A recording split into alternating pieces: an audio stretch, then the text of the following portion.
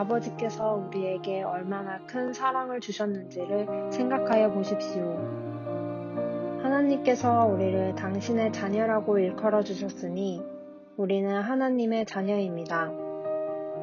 세상이 우리를 알지 못하는 까닭은 아버지를 알지 못하기 때문입니다. 사랑하는 여러분, 이제 우리는 하나님의 자녀입니다. 앞으로 우리가 어떻게 될지는 아직 밝혀지지 않았습니다만 그리스도께서 나타나시면 우리도 그와 같이 될 것임을 압니다.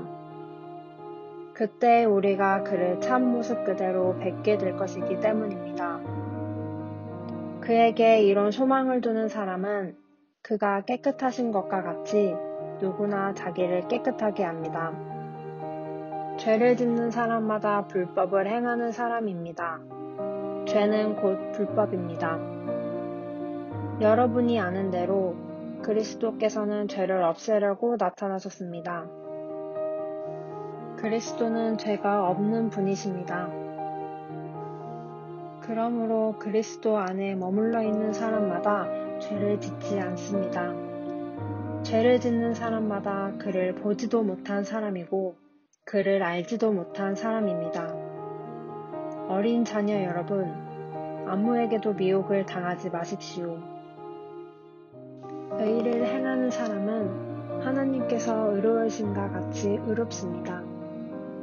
죄를 짓는 사람은 악마에게서 생겨났습니다. 악마는 처음부터 죄를 짓는 자이기 때문입니다. 하나님의 아들이 나타나신 목적은 악마의 일을 멸하시려는 것입니다. 하나님에게서 난 사람은 누구나 죄를 짓지 않습니다. 하나님의 씨가 그 사람 속에 있기 때문입니다. 그는 죄를 지을 수 없습니다. 그가 하나님께로부터 났기 때문입니다. 하나님의 자녀와 악마의 자녀가 여기에서 밝히 드러납니다. 곧 의를 행하지 않는 사람과 자기의 형제나 자매를 사랑하지 않는 사람은 누구나 하나님에게서 난 사람이 아닙니다. 이것은 여러분이 처음부터 들은 소식인데 곧 우리가 서로 사랑해야 한다는 것입니다. 우리는 가인과 같이 되어서는 안 됩니다. 그는 악한 자에게 속하여 자기 동생을 쳐 죽였습니다. 무엇 때문에 그가 동생을 쳐 죽였습니까? 그가 한 일은 악했는데 동생이 한 일은 의로웠기 때문입니다. 형제자매 여러분, 세상이 여러분을 미워해도 이상하게 여기지 마십시오. 우리가 이미 죽음에서 생명으로 옮겨갔다는 것을 우리가 압니다. 이것을 아는 것은 우리가 형제자매를 사랑하기 때문입니다. 사랑하지 않는 사람은 죽음 가운데 머물러 있습니다. 자기의 형제나 자매를 미워하는 사람은 누구나 살인을 하는 사람입니다. 살인을 하는 사람은 누구든지 그 안에 영원한 생명이 없습니다. 그리스도께서는 우리를 위하여 자기의 목숨을 버리셨습니다. 이것으로 우리가 사랑을 알게 되었습니다. 그러므로 우리도 형제자매를 위하여 목숨을 버리는 것이 마땅합니다.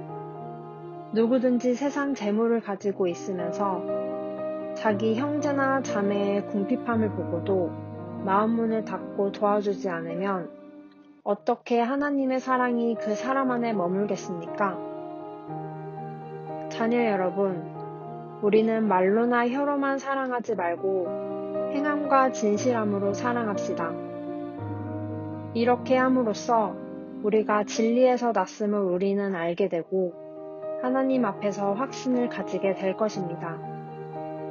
우리가 마음의 가책을 받는 일이 있을지라도 우리는 그렇게 될 것입니다. 하나님이 우리의 마음보다 크시고 또 모든 것을 아시기 때문입니다. 사랑하는 여러분, 우리가 마음의 가책을 받지 않으면 우리가 하나님 앞에서 담대함을 가지고 있는 것이요. 우리가 구하는 것은 무엇이든지 하나님에게서 받을 것입니다. 그것은 우리가 하나님의 계명을 지키고 하나님께서 기뻐하시는 일을 하기 때문입니다.